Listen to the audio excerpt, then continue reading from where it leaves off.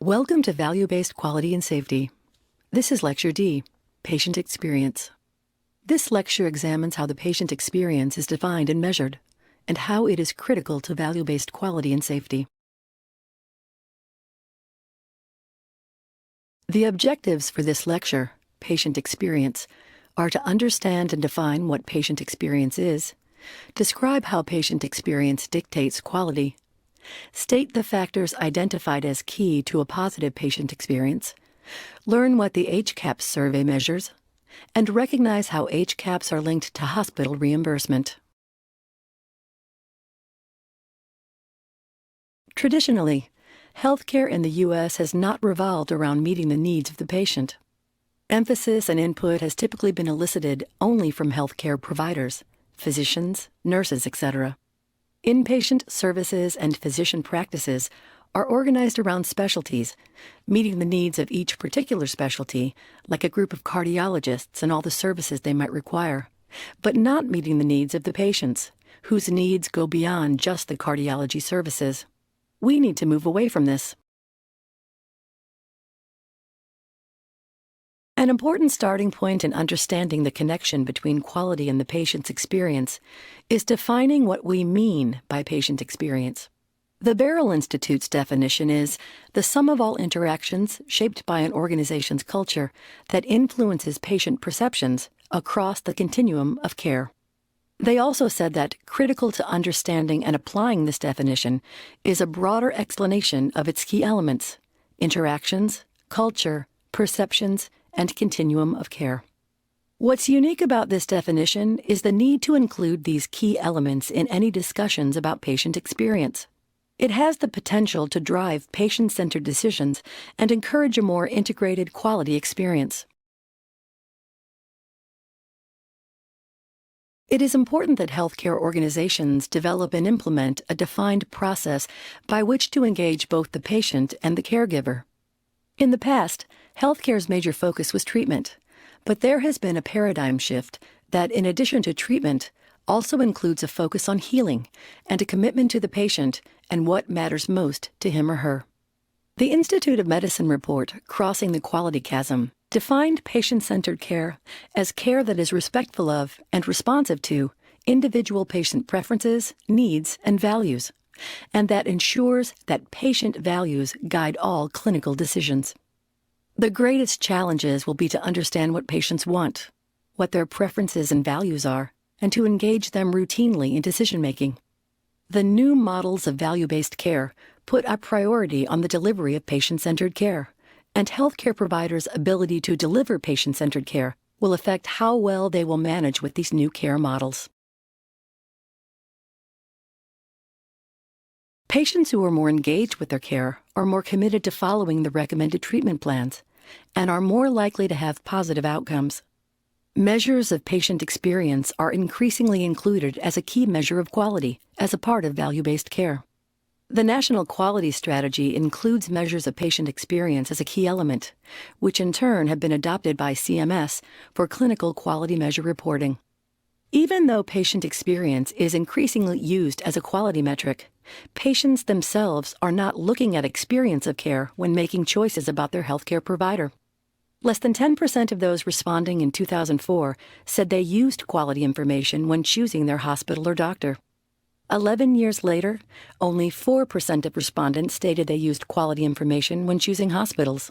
6% in the same survey said they used quality information when choosing their doctors. Doyle and colleagues found a positive association between patient experience and both clinical effectiveness and patient safety. Other studies have found similar results.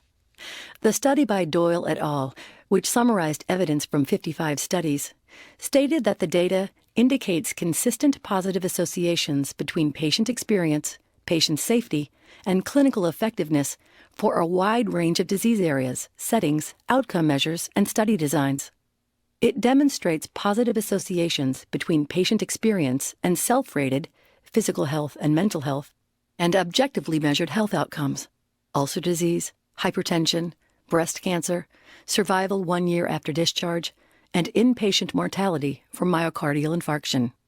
adherence to recommended clinical practice and medication, preventive care, such as health-promoting behavior, use of screening services, and immunization, and resource use, such as hospitalization, length of stay, and primary care visits. There is some evidence of positive associations between patient experience and measures of the technical quality of care and adverse events. Public reporting is important for healthcare consumers to obtain comparative data on costs, outcomes, and patient satisfaction. Reporting also holds providers accountable for their interactions with and perceptions by patients. Public data is an important resource for clinicians and hospitals to improve performance.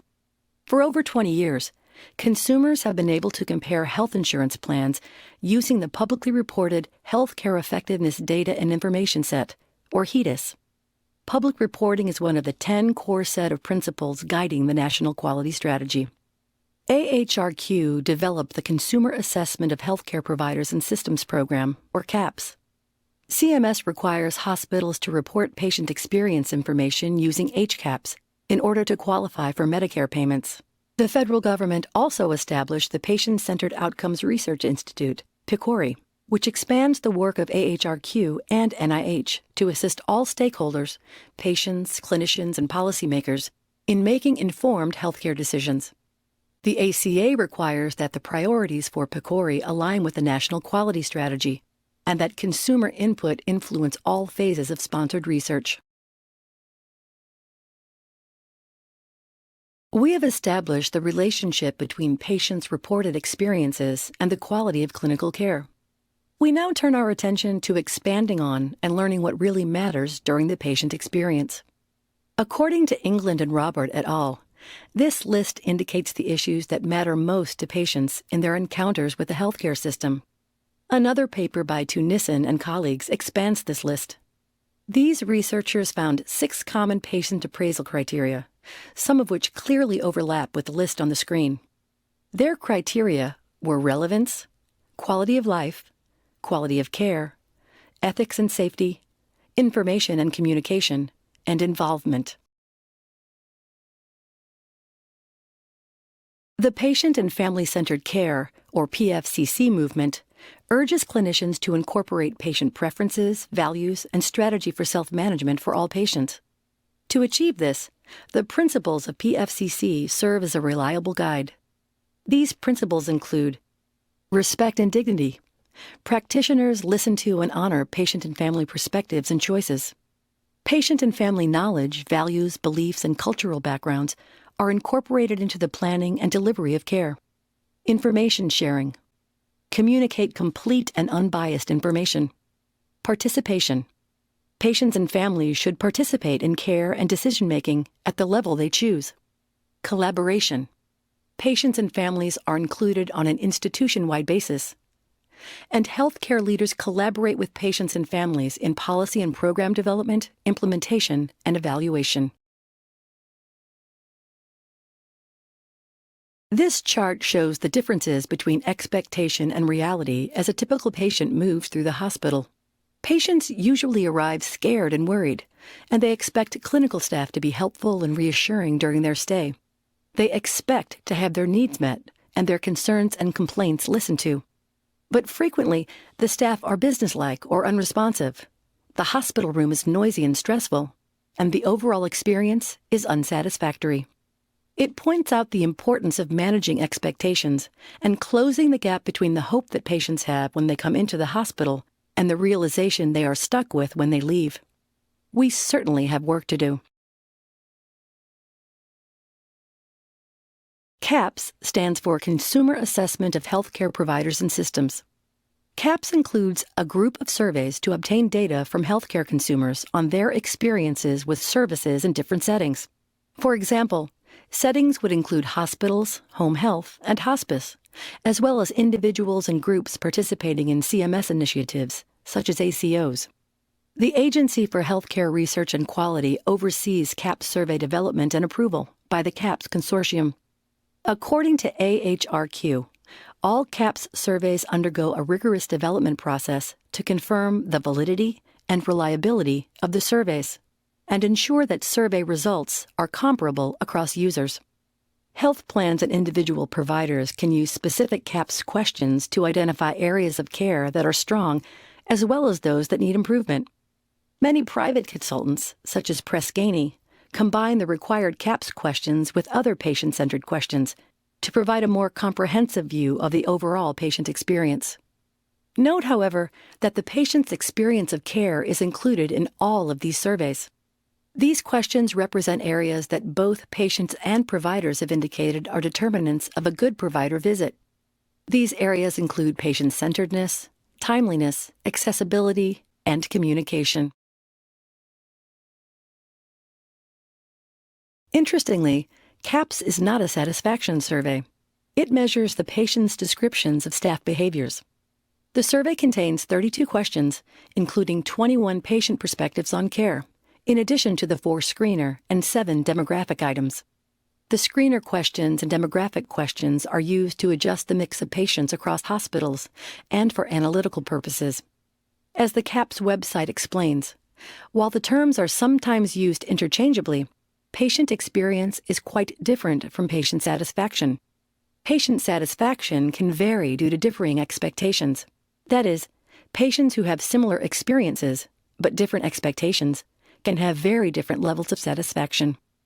CAHPS surveys focus on patient experience of care.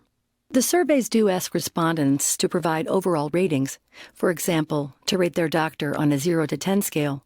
But their primary focus is on asking patients to report on their experiences with specific aspects of care, in order to provide information that is not biased by different expectations. For example, respondents are asked to report whether, or how often, specific events or behaviors that are indicators of healthcare quality occurred. Reports about events and behaviors are more understandable, unambiguous, actionable, and objective than general ratings. The use of HCAHPS, which is the hospital-based survey, has been incentivized by the Inpatient Prospective Payment System since 2007 and is also included in the value-based incentives of the Affordable Care Act. According to CMS, CAHPS surveys are an essential part of their efforts to improve healthcare in the U.S. The CMS website explains that some CAHPS surveys are used in value-based purchasing or pay-for-performance initiatives. These initiatives represent a change in the way CMS pays for services. Instead of only paying for the number of services provided, CMS also pays for providing high-quality services. The quality of services is measured clinically, administratively, and through the use of patient experience of care surveys. This concludes Lecture D, Patient Experience. Patient experience, always important to the patient and tangentially to the healthcare provider, has moved center stage. The patient experience is now considered a critical element of the provision of healthcare. Research has shown that a positive patient experience is consistently associated with better care outcomes. A positive patient experience is value-adding throughout the value chain. It is key in adding value to any product produced. The HCAHPS survey was discussed and is used as a standardized survey instrument to gather comparable patient experience information nationwide. Linking the patient experience to financial reimbursement reinforces the importance of the patient experience and pushes healthcare organizations toward better quality.